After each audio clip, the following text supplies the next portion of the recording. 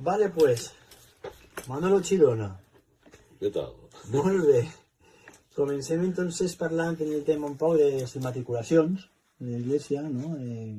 Parlar un poc del tema este.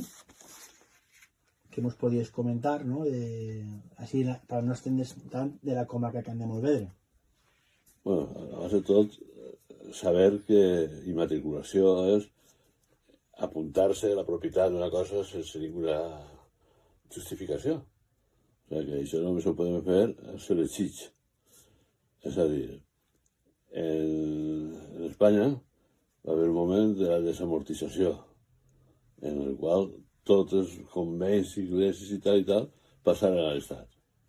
Perquè hi havia massa frares per totes bandes. I després això ho recuperaren. Ho recuperaren, anaven agarrant una iglesia, després una altra, recuperaren el que li havia teòricament llevat abans, que tampoc era d'ells. Però mai pogueren apuntar-se les iglesies, convells, ermites, mai podien apuntar-se això en el registre de propietat, perquè no eren d'ells, eren de domini públic. Les iglesies mai, en França, continuen sense ser de ningú, és públic. Així, arriba un moment que això, que sempre havia sigut així, ha canviat. I el problema vingué ahir, perquè, clar, iglesies, catedrals, tot el que vulguis, que s'havia fet en l'esforç del poble i de la gent, i que es figurava en el patrimoni públic, de moment, perquè el senyor Aznar, en aquella època, digué que se podien apuntar, començaran a apuntar-se, i s'apuntaven 35.000 iglesies i convents i tot el que vulguis. I és que ja s'havien apuntat de forma irregular. Ara diuen que hi ha més de 100.000, més de 100.000 propietats immatriculades, el qual és una cosa sense ninguna justificació. Perquè, clar, això arriba un moment que Europa va dir que això era insostenible, que com podia el fet de que el bisbe diguera això és meu, que acabara sent d'ell, per registrar-ho. Europa això va prohibir i arriba Rajoy, el mateix partit que Aznar, i se va veure obligat a llevar aquesta norma que havia posat Aznar, però ja s'havien apuntat 35.000 en aquest període.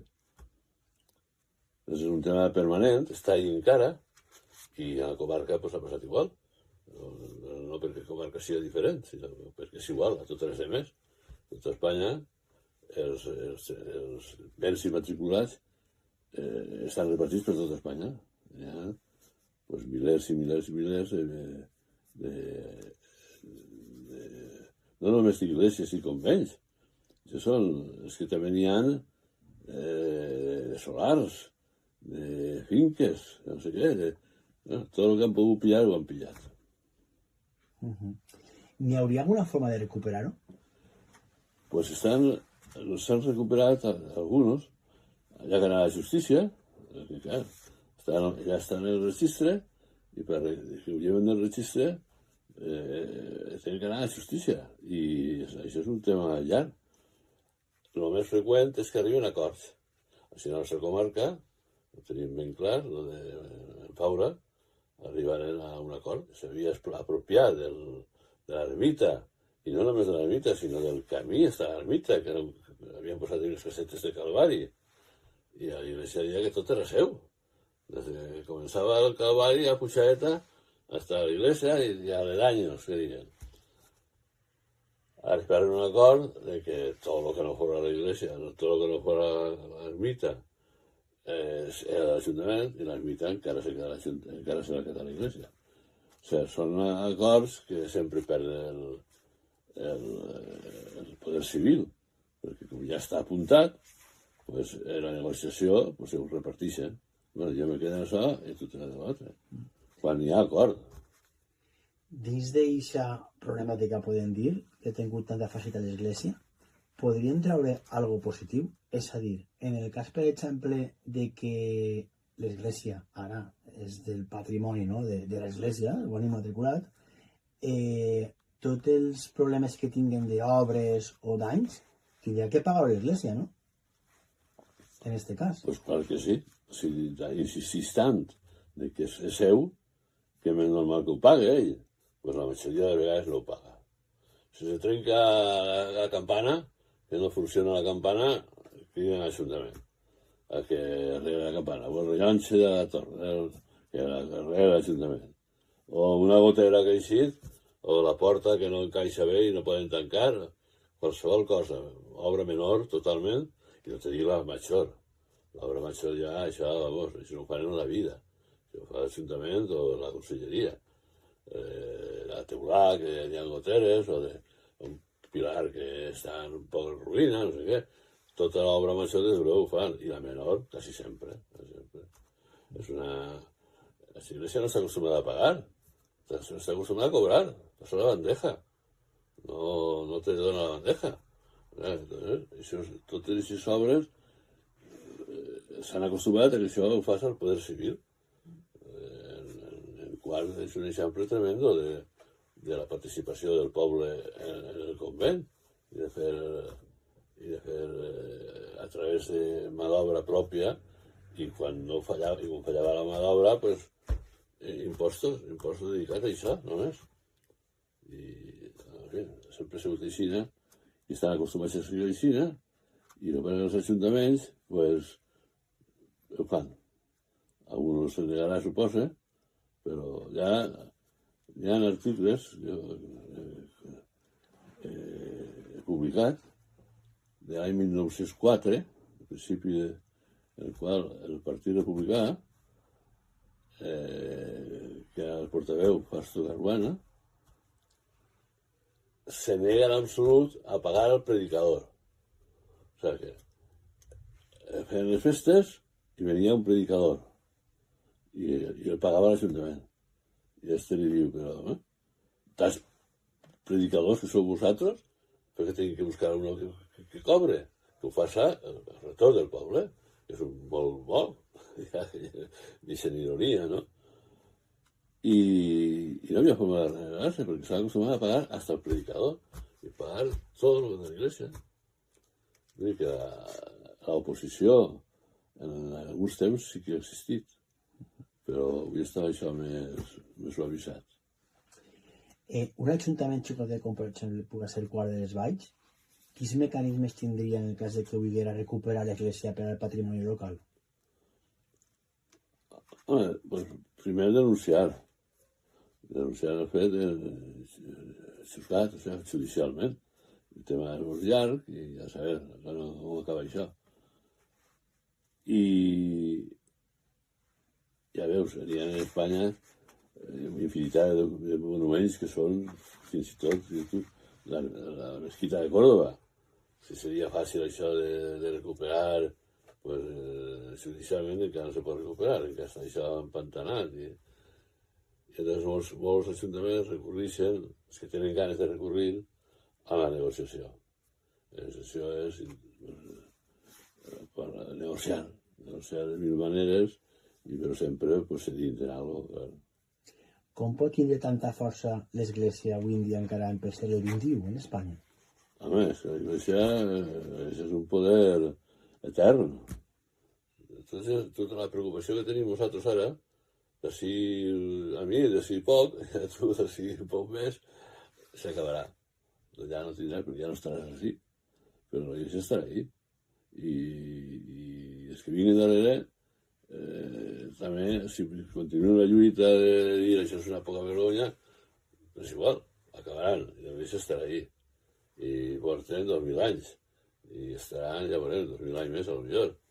I aquest poder, a més esclat en la paciència, vull dir, això és la paciència, ja se cansaran, ja no s'han de protestar. I van deixant. I el poder espiritual que tenen, clar. Que tu saps el que és dir, si vens a mi, estaràs tota la vida, quan te vulguis, estaràs eternament en el cel i estaràs allí la mar de bé. Saps què diferència n'hi ha d'això, el que tu li puguis dir? Que no és just que li pagues a reparació de la gotera. Això no té res que veure en la felicitat. I la gent no s'ho creu, però en el fons s'ho creu. I té por que sigui veritat. I total, un poc més, pues, tenen un poder enorme. Sempre ha sigut o voluntari o a la força, O sigui que el tema més... les grans obres, per exemple, el Vaticà, San Pedro, el Basílica de San Pedro, el més gran del món, quasi arruïnar la iglesia perquè tenia diners que li donaven, però no arribava tant, i se va inventar una cosa meravellosa. Se va inventar el purgatori, que és fantàstic. Tu saps el que és? Tu te mories, anaves al cel o a l'infern. I ja no podies fer res. Però, diuen, no, és que si te mors vas al cel directament o no. Tens que estar en el purgatori. I en el purgatori pots eixir més pront o més tard si pagues. Això és fantàstic. Les indulgències. I gràcies a això podran acabar a la Basílica de Sant Pere i agarrar infinits molts dies més dels que necessitaven, perquè la gent si te diu, tu paga i la putada que has fet tal, el pecat tan enorme que has fet en tal, i tu paga i els que ja han mort, pues, eixiran fronte d'ahir i passaran al cel. Tu paga, ja. Això va ser una fortuna. Vull dir que els temes de financiació de l'Església sempre és a base dels altres. No dels diners que ja han recollit per gestionar, sinó que sempre demanant. Consideres important la laïcitat de l'Estat? Treballar la laïcitat? Home. De quina manera se podria treballar? Bueno, en part ho tenen, O sigui que, en part, de moment en la Constitució que se va fer, el 78, pues està ahí, i que l'Estat no té una religió pròpia. Es tracta de preferència en l'Església catòlica, però no és un estat catòlic, com era abans. I això se tradueix pues, en coses menors. Per exemple, ara fan un funeral d'estat, no fan un funeral religiós, un funeral d'estat, i en coses menors, perquè en el fons continua sent les forces públiques d'ordre i les forces, com diuen, de l'Estat, les forces armades de l'Estat, tots tenen el seu patró, tots celebren misses el dia del patró, i ningú d'ells li importa res al patró, però tots ho fan, i mil coses que directament se continua fent a l'Estat. Però el pitjor de tot és que hi ha uns acords, els concordatos que es diuen, uns acords en el Vaticà que se firmaren el dia antes, no sé si me recordo, però el dia antes de que cessara Suárez, quan entra Suárez, ja estaven firmats el dia anterior. El que s'havia acordat el dia anterior, encara en vida de Franco, s'aprova a continuació, quan ja s'ha mort Franco. I són acords que estan ahí, que creen unes relacions entre l'Església i l'Estat en infinitat de coses, especialment en aquelles que li interessa a l'Església, en l'econòmic. No paguen el IBI, no paguen impostos, tenen ajudes, tot el que vulguis. Entonces, de fet, en algunes coses sí que veus que l'Estat és laic, perquè abans, comparat amb ara, abans vull dir, en Franco, l'Estat la Iglesia estava hasta en el Congrés de Diputats. Tenies el bisbe en el Congrés de Diputats i hi havia moltíssim que ara, però que ara pues, continua sent un estat laic molt a mitges. Però sí que és important, jo crec que és important que fora, cada un per la seva banda. Jo no he vist ningú retorn en el Col·legi de Diputats, en el pleno d'un ajuntament. En canvi sí que és al revés. Sí que van els diputats i l'Ajuntament als actes que fa l'Església. Però bueno, és un camí llarg. És lo que t'anava a comentar també. Quina funció fa una institució anant a una professor o saps el que t'ho vull dir? És el que estàvem comentant. La societat està canviant, cada vegada n'hi ha més gent que s'enterra per lo civil, no bategen els fills, se casen per lo civil. Per què costa tant, sobretot en els pobles menuts, donar i ser pas i ser un estat aconfessional laic? En part perquè s'han convertit en festes. En part perquè s'han convertit en festes. O sigui, les festes del poble, que en realitat són festes patronals, els patrons, això han deixat de ser-ho, i fan més el ball, fan més la desfilada, o el castell, o el que vulguis. Però l'aspecte religiós de la festa ha mainat molt. És un dia que fan la missa i la professó i s'ha acabat. Però en realitat la festa ja no és la iglesia, pròpiament dit. Quan fan l'aspecte religiós de la festa, l'Ajuntament, molts ajuntaments, volen continuar participant en això. I a mi m'han dit a vegades, l'argument és que està representant al pueblo. El pueblo està en eso, però clar, el pueblo, qui són? Así en Sagunto, el pueblo no són les 1.000 persones comptant per alt. Bueno, els que van a missa són 300, 400, i són 70.000. El pueblo no és els que van a missa i van als professors. Els professors, la més multitudinària d'ací és la de Setmana Santa. I van als 700, són molts, però no són 70.000. O sigui que el pueblo no és religiós, no representes al pueblo, representes a una minoria en contra d'una majoria que està queixant-se d'això. És una posició en la qual alguns ajuntaments tenen por de complir. Jo no he anat mai. Jo, quan els càrrecs que he tingut, el president de Diputació i alcalde, mai he anat a ningun altre religiós. Mai. I ningú va dir res. Sabia el retorn, a més, tenia bona relació amb ell, anava dialogant. Me n'ha vingut als plenos, i jo m'he anat a l'església, i quan s'hem vist pel carrer i hem tratat, però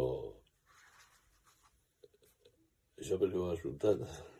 No, pues perquè estem comentant que l'Estat els pobles no. És laic, però els pobles menuts estan molt alegats, però sí, el que tu penses és el que jo pense, que és una minoria, però potser també és cert que la gent majoria no li importa. Sí. Són una minoria total, però enorme. És que ja no van a missa en el poble són el 80-90%, no? I van dir, és que tinc que representar el poble. M'han cridat, igual que vaig a la falla, vaig a no sé què, doncs vaig allí, també. Pues són arguments que potser que vaig a la falla a la gent no li molesta, però que vaig a la iglesia sí que li molesta, perquè ells no pensen igual. Saps què passa? Que n'hi haurà gent que donarà igual, però la gent que no molesta normalment s'ho calla, no sol dir-ho. I quan se diu és incòmode. Saps el que te vull dir? Sí. Perquè a mi sí que molta gent me diu que perquè l'Ajuntament té gent de guard, però no ho solen dir públicament. A mi m'ho diuen a mi perquè me coneixen i saben jo com pense. Però no s'enfronten a això, no consideren el millor, saps? Però sí, estic totalment d'acord en el que dius. I després, Girona, tu creus que la tradició se pot qüestionar o és inqüestionable? No, la tradició canvia constantment. La tradició, el que antes era tradició ara ja no ho és, ja en 1.000 coses. En 1.000 coses. El tradicional, que les dones anaven a manera de gastar el colze. I ja no ho és, això, era quasi una obligació. I fins i tot en les festes ja no són igual que han sigut. cada vegada fan més coses distintes i al cap d'un any ja s'ha convertit en tradició. La tradició és algo molt més profund que no se toca, això, crec jo. No, argumentar que és una tradició que sempre ha anat a l'Ajuntament i tal, pues no té força, perquè les tradicions canvien i quan tot el món anava a la iglesia i tot el món se batejava, com tu dius, i tot el món tal, pues, home, l'Ajuntament estava més forçat a estar ahí, però ara ja no és així. Ara aquesta tradició ja no existeix. I doncs, perquè tu tens que tindre la teva tradició encara com si no haguera passat res. És impossible. Perquè és que ens ha canviat i la tradició ha canviat. Ja no és així, crec jo. De fet, és que, clar, costa canviar. La veritat és que costa canviar. En València, a 2 o 3 setmanes, des que jo era president de Diputació, a 2 o 3 setmanes, que coincidia. L'elecció va ser en abril o maig i els professors del Corpus, o de la Mare de Déu de Sant Parà, no sé què, crec que era el Corpus, coincidia en el dia que jo vaig començar a la Diputació. Me va cridar l'arquebisbe, un secretari d'entrar al despatx dient, te cridar l'arquebisbe. L'arquebisbe, bueno, pásamelo. Dígame, señor presidente, me digo, enhorabuena, felicito, tal, muchas gracias. Y es que ya sabe usted que estos días en la procesión de Corpus, y siempre la Diputación ha asistido allí, tiene su lugar destacado allí, en la presidencia, tal y tal, junto con otros, ¿no? Yo digo, uy, perdone usted, pero yo no voy a ir, no puedo ir. No creo que deba ir, pero le agradezco mucho la llamada, Le agradezco mucho la llamada, y no se moleste, pero sí creo que debe ser distinto. La cosa que ustedes hacen, la que yo represento, tal. Bueno, no se preocupe, muchas gracias, Ai, un mes a passar res. A l'oposició, en aquell moment a UCD, en el pleno, que iremos, te pido que vaya yo en tu nombre, que tú vas a ir en mi nombre, tú quieres ir B, pero en mi nombre, que vas a ir en mi nombre, no puede ser, tú no representas a la Diputación. A la fila, si quieres ir a la fila. I mai va passar res. Mai. Ningú retorn m'ha dit, tienes que venir. Ningú retorn m'ha dit això. Ningú de la població m'ha dit per què no vas. I jo mai he anat ni a missa, en el recent càrrec públic, ni a professors, res d'això, ni he entrat a l'església. Perquè són coses distintes. No és que jo despreci els que van, i és el que ho fan. Això me pareix legítim i a aquestes hores no vaig a criticar jo a qui vaig a l'església o a comulgar, jo no sé, això ja no ho critique, però no crec que jo com a representant públic tinc que anar. Altres creuen que sí, però jo crec que no. Com veus el món en l'actualitat? Una visió teva que has viscut tants anys, com veus el món? Què opines? Segurament el món sempre està mal. Jo crec que uno, quan és més jove, no ho veu. Però, comparat amb el que este món ha patit, de guerres, de milions i milions de morts, en la Primera i a la Segona Guerra Mundial, terribles destruccions de ciutats enteres, i el que hem passat en el segle XX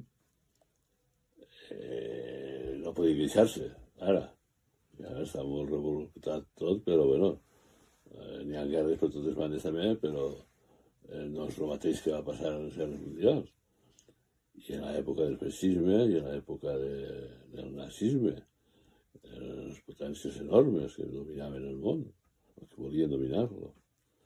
Ara estem molt fastidiats, també, perquè els mitjans de comunicació, crec jo, especialment les xarxes socials, han influït, han intervingut en la vida pública d'una manera enorme, perquè, clar, tots els governs, encara que passen moltes coses, sempre produeixen insatisfacció. Sempre hi ha gent que està descontenta de que no s'ha fet això. I ara, Espanya, per exemple, però en molts països està passant, està el problema sobretot de la vivenda, que durant anys no tenen vivendes joves. I els joves, per poder casar-se, poder fer una família, poder viure, doncs no tenen mitjans, perquè no se fan cases suficients i, per altra banda, els salaris no estan a l'altura dels costos que... Això i moltes altres coses produeixen insatisfacció. I arriba a uns partits populistes i, en general, de dreta, com ja ha passat en la història, i s'aprofiten d'aixòs boig. I estan creant una situació molt dolenta, però, bueno, comparat amb el que s'ha passat antes, no anem tan mal.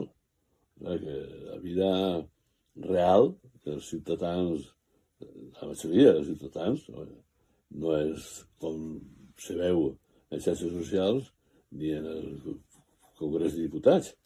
No és així. No estem els ciutadans queixant-se i agredint-se entre nosaltres tots els dies, insultant-nos. És un món diferent, el del polític del real, no? Per això dic que és un món, jo el veig ara molt rebolicat, moltes preocupacions, però menys dolor i sofriment i patiment del que ha hagut molt recentment.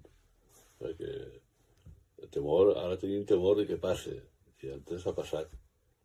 I així era jo. El jove no ho veus així, tot existint. La gent ara, la gent jove d'ara no sé com ho farà. Suposo que en temor, si es reflexionen un poc, perquè el futur és un poc oscur, no? Però han de pensar que hem passat temps molt pitjors, molt pitjors. En Espanya, a més, tot el tema de la dictadura, això és incomparable, no se pot comparar res del que està passant. Però el temor de que pugui passar. Enllaçant un poc el tema de dictadura, me ve al cap el tema de memòria democràtica, que tu has sigut prou també activista, fent alguna investigació com la de María la Jabalina, que ha tingut prou eco, no? En el tema, per exemple, de la novel·la que va fer aquesta xica que no recordo el nom ara, després també s'ha fet un còmic, s'ha fet una obra de teatre. Parlant un poc en el tema de la memòria democràtica, què opines tu de la memòria democràtica? És necessària? No és necessària? Com ho veus? Home, és molt necessària, perquè, clar, no se pot amagar tot el que ha passat. I el mal és que està amagat. Per molt que se fa, continua amagat. Hi ha, jo no sé, el 90% hi ha moltíssims joves que no saben res de lo que ha passat els anys de dictadura, no ho saben. Ni la postguerra, no ho saben. Ni la guerra, no ho saben. Entonces, el recordar, el posar a la vista tot el que ha passat i traure les coses que s'han tret, només perquè ho sàpiguen, clar, de memòria. No perquè siguin ignorants de lo que realment ha passat en la història immediata. No és el que passava als Reyes Catòlicos ni a conquistar Amèrica, a parlar del que ha passat ara mateix. Pues jo crec que sí que s'estan fent molts esforços, hi ha molta gent que està involucrada, estan fent-se des de les forces fins a llibres a muntons parlant d'aquests temes, i jo crec que és un tema que sí que està... N'hi ha gent interessada en això que se sàpiga, i crec que sí que va calant a poc a la gent. Jo crec que sí, és importantíssim. És que, clar, són barbaritats. Quan uno estudia un poquet de la cosa, te trobes en barbaritats. El tema de la Jabalina que tu dius, clar, és inimaginable el que li passava a aquesta dona. Que sense fer res l'acusaren de 20 o 30 assassinats. I era la més assassina del món. I la condenaren a mort per això.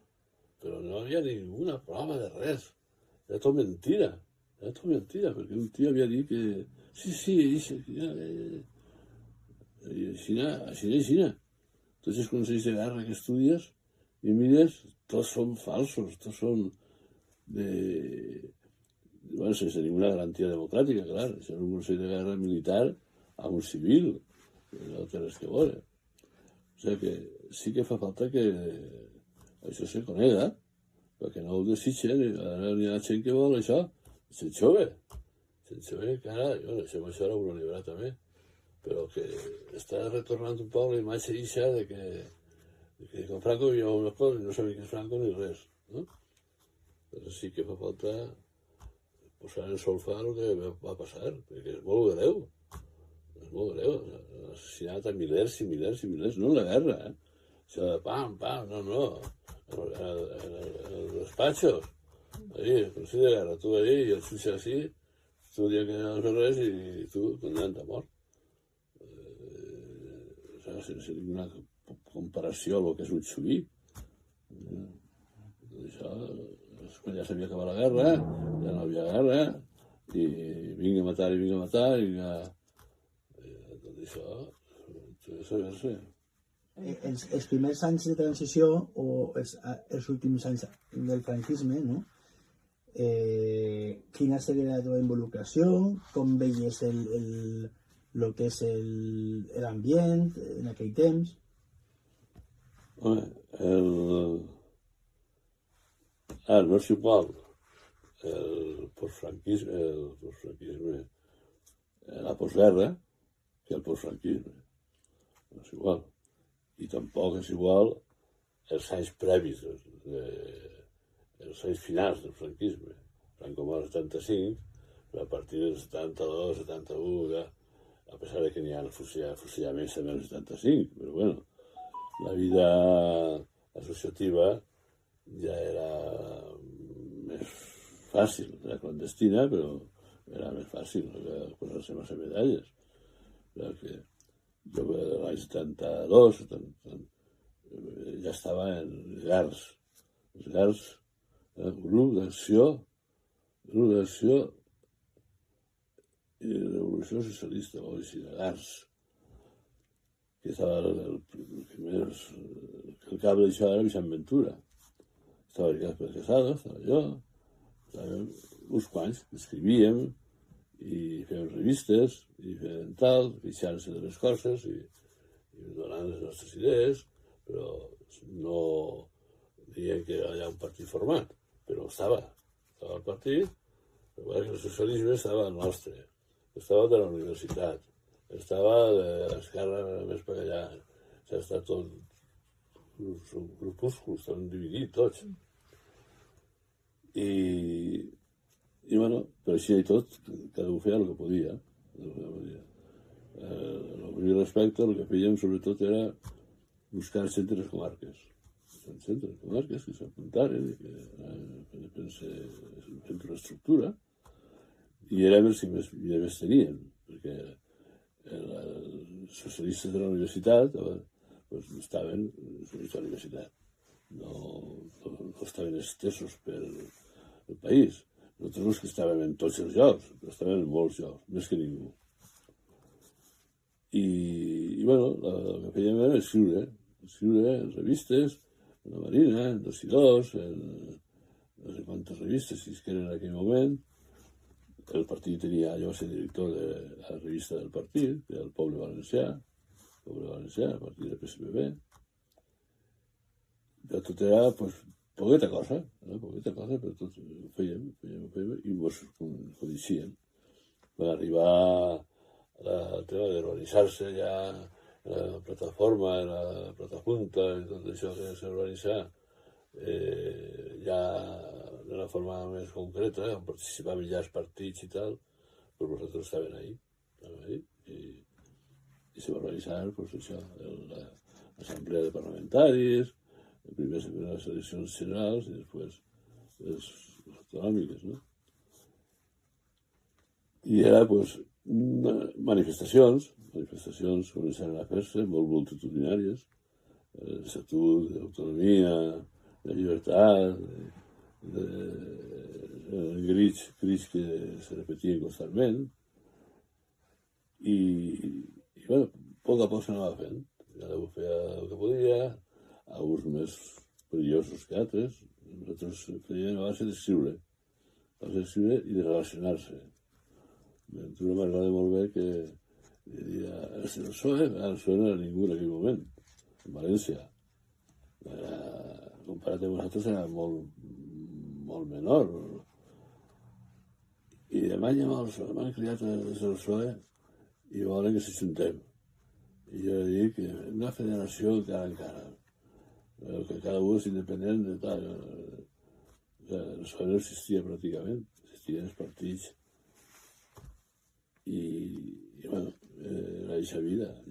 I si era l'enciclopèdia, per exemple, de la Comunitat Valenciana, on escrivia jo participant, era el tema comarques, precisament. Les comarques les escriuré jo. I bueno, captant gent nova, de nou, a mi me captava Ricard de Casado. La Ricard es coneixia de molt de temps perquè ella era de Nàquera i jo vivia en Serra molt de temps i se casava amb Júlia, que és una de les filles adulta, que era amiga meva. Nosaltres que vingueren un dia a sopar a casa, jo vivia en València, i sorgí la pregunta, i tu per què t'apuntes al partit socialista, tal? I vaig apuntar. A partir d'allí, doncs, això era 72, al final del franquisme. I el teu pas per la política, Girona, com la definiries? En quines coses t'has quedat més... quines coses recordes més? Quines coses t'has més orgullós?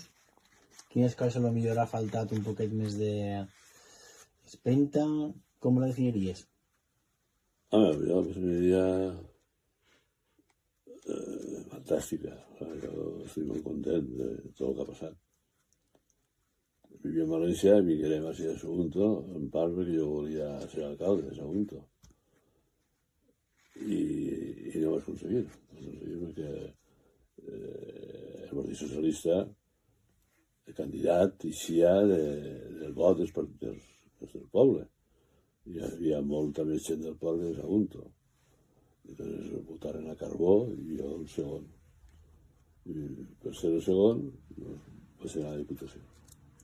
I ahí va passar moltes coses i al final ja va ser el president de la Diputació. I ahir vaig disfrutar moltíssim.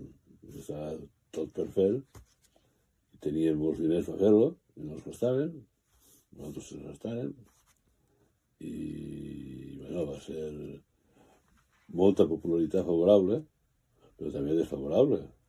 A mi m'agradaria diverses vegades. I tu llavors l'esquenes tot el temps.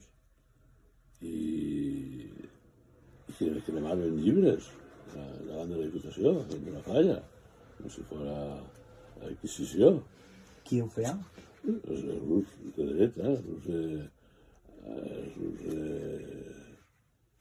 la Paquita rebenta plenaris, se diuen, era una dona sent totalment original del GAP, l'Elizondo, també, personatges impresentables, però que el tema del català, el valencià i el català i jo era el catalanista número 1, perquè feia llibres en valencià, i ja t'he dit, me cremaven els llibres que feia la Diputació. Alguns d'ells fets per l'anterior president, que era franquista, però tots, si estigueren en valencià, els cremaven. Ni català ni res. I el valencià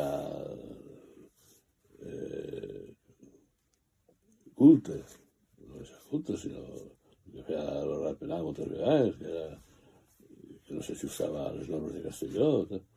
Qualsevol cosa que feia en valencià, criticaven, ho cremaven, bueno, va ser... Vull dir que tenim molta oposició d'aquest tipus, no era molt menor que el bé que ho passava en el treball i en la popularitat que tenia i en les coses que fèiem constantment, van gastar molts diners. Els pobles no tenien ni aigua, no tenien ni asfaltat, no tenien... Jo he enjovenat pobles, que no tenien llum, i nosaltres posàvem la llum, que era una època que venia molt mal, i resulta la Diputació, que es carregava un poc dels pobles, tenia diners, sempre estaven. La carretera de Quart a Torres Torres la faràs tu. No, i moltíssimes coses.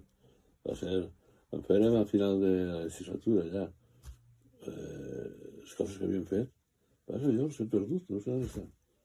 Vam fer 4 volums explicant les coses que havíem fet. Pues això és important, que és memòria democràtica, això no ho pots perdre tu. No, però no sé, ja tinc tants llibres i tants llocs distints que a saber on estaran. No ho sé, m'estranya molt haver-los perdut. Però va ser favorable. Entonces la Diputació, molt bé, l'Ajuntament, molt bé, més satisfactori encara, perquè la Diputació no era elegit pel poble, sinó pels diputats. I bueno, elegit però en segona classe, diríem. Així no, així t'elegia la gent, així que te coneixia, així que confiava en tu, així que... I això em va emocionar molt, al principi. Voler que tanta gent confiava en mi, per estar on ser diputat, on ser concejal. Això no havia passat mai, bueno, sí, ha passat en Carbó al principi, clar. Però no havia tornat a passar. I després la feina molt satisfactòria, molt satisfactòria. I arribar a la segona legislatura i és quan se fa la moció de censura. Però la moció de censura jo la comprem perfectament, és un tema absolutament estratègic dels partits, que volien agarrar el poder, dirien, i García Felipe, que era el cap de separatistes, va convèncer al PP, als Ciudadanos i a Compromís perquè votaren. Jo en el pleno mai havia parlat en castellà. En el pleno mai. I elegiren a canviar el vot. Un vot tenia Compromís, votar a moció de censura. Al dia següent, quan hi ha l'alcalde nou del PP, el Compromís, me lleva a mi per posar al PP. I l'alcalde era Silvestre Borràs, que no sabia ni volia mai parlar en castellà, en valencià. Mai. I bueno, jo me vaig prendre absolutament tranquil, no me preocupava perquè sabia que era una cosa matemàtica, d'interessos, i res, després d'això ja me n'ania a la sindicatura, bé, i jo estic molt satisfet de la vida política, diríem. He estat la meitat de la meva vida en política i la meitat en l'empresa privada. Curiós, 20 i 20. Ja veus. Començar la vida privada, clar, no començar. I de què treballaves, Girona, en la privada? Jo vaig començar treballant en una empresa d'organització. Jo era economista i anava a empreses de tota Espanya. El meu centre estava en València, però anava per tota Espanya organitzant les empreses menudes, que no tenien ni comptabilitat, ni tenien control d'almacén, ni tenien... estaven organitzats. Hi havia una empresa que havia començat a treballar i s'havia fet gran a poc a poc, però no estava ben controlada. Però el que feien era això, muntar allí un tinglao perquè la gent estiguera. I anava per tota Espanya. Com això era pesat, en el sentit de viatjar massa, i ja te cases, ja la dona se queda embarassada i tal, doncs me vaig decidir amb 2 amics més i muntar una empresa similar, però només en València. Per treballar només en València. Això acabarem guanyant un poc més que d'antes. Guanyàvem molts diners en aquella època. Però no suficient per tenir tranquil·litat. Perquè diu, sí, ara, però el mes que ve tindrem treball, i l'altre tindrem treball. Entonces se va desfer aquesta empresa i jo vaig muntar l'editorial, que és la que fent cromos vaig estar fins que entré a la Diputació. Ahí vaig guanyar més diners que ningú lloc fent cromos. Els cromos. Ahí almenys vaig guanyar jo tots els diners que tinc. Ja veus. A més, els cromos en aquella època eren molt... Era el sistema de socialització major que tenien els xiquets. Tots els xiquets de les escoles tenien els seus cromos i canviaven per este o l'altre. I jo vaig tenir la idea de fer un llibre de cromos d'art, que va ser una revolució. Després va fer un altre de pintura. Este era el mundo de la pintura. I després va fer un altre que era el mundo de l'arte, i un altre, i ja a partir d'ahí. Sempre, els cromos sempre se feien de futbol, Sí. Que curiós. de que vulguis. Ahí van intervindre el text, catedràtics, i ahí està el text. Ahí està aquí. Els participants eren catedràtics d'institut, Ai, Déu, qui són? crític d'art. Va ser una cosa sèria. És un recorregut per les civilitzacions. És el món de la pintura, sí. La pintura des de la prehistòrica fins a la final, Sí, ho he vist. fins a la més moderna. Que guai. Això ho diré així tremendo. Això no ho sabia de tu. Eh? No ho sabia de tu, això. Sempre t'he vist una persona en política. No, que va. I això jo vaig... Això ho vaig fer jo tot. Des de buscar sobretot els autors del text. Veus, ja això ja és la modernitat. Que guai.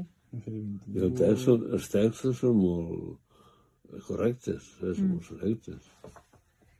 I ahí està tot en l'índex. Pues molt bé, Girona. Jo ja he acabat, pues. De que ha estat bé lo que és l'entrevista. Sí, molt bé. Us que ho parem? Sí, ho parem. Vale, pues. Moltes gràcies. Bueno, algunes paraules últimes que vulguis dir? Bon dia. Que tot vagi bé. Almenys avui. Molt bé. Vinga, gràcies.